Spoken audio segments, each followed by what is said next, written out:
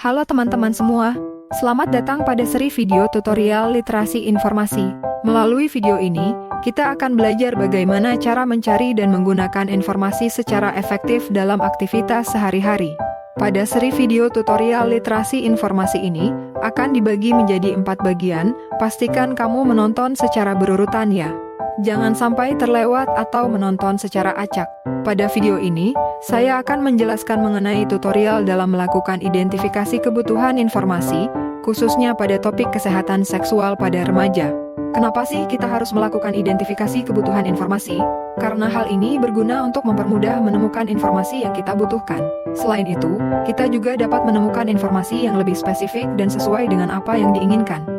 Untuk melakukan kegiatan tersebut, ada 4 step atau langkah-langkah yang perlu dilakukan. Yang pertama, berpikir mengenai topik yang ingin kita telusuri. Yang kedua, mengidentifikasi kata kunci atau query yang akan digunakan dalam melakukan pencarian. Yang ketiga, pengembangan query. Dan yang terakhir adalah memformulasikan query. Langkah awal yang perlu dilakukan adalah mengidentifikasi informasi apa yang ingin dicari. Seperti, topik yang ingin kita angkat pada video tutorial ini, yaitu kesehatan seksual pada remaja. Setelah itu, kita akan melanjutkan ke step yang kedua. Pada step kedua ini, kita akan menentukan query yang akan digunakan untuk melakukan penelusuran informasi.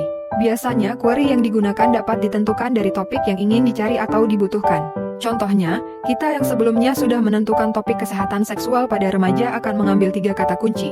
Yang pertama adalah kesehatan yang menjadi health, yang kedua adalah seksual yang menjadi sexual, dan yang ketiga adalah remaja yang menjadi teenager. 3 query yang sudah ditentukan, dibuat menjadi tabel query atau kata kunci seperti ini. Selanjutnya adalah step 3, pengembangan query atau kata kunci. Pengembangan query dilakukan untuk mempermudah menemukan sumber informasi secara spesifik. Hal ini dapat dilakukan dengan 3 cara, yaitu menggunakan thesaurus, sinonim, dan antonim dari query yang sebelumnya sudah kita tentukan.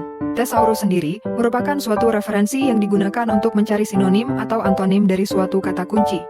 Di sini saya sudah menentukan pengembangan query atau kata kunci yang akan digunakan, yaitu query health menjadi well-being yang merupakan sinonim dari health dan disease yang merupakan antonim dari health.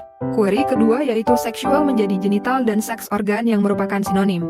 Serta, query ketiga yaitu teenager menjadi youngster dan youth yang merupakan sinonim dari teenager.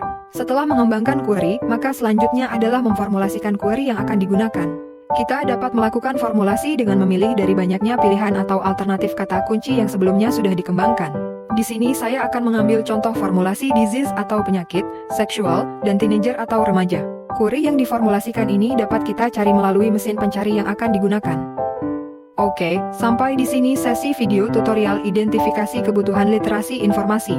Selanjutnya, teman-teman dapat melanjutkannya ke video tutorial literasi informasi modul kedua. Karena, perlu diingat bahwa pembahasan pada video ini baru pada tahap awal dari serangkaian tutorial dalam mencari dan menggunakan informasi secara efektif pada aktivitas sehari-hari. Sampai jumpa di video selanjutnya.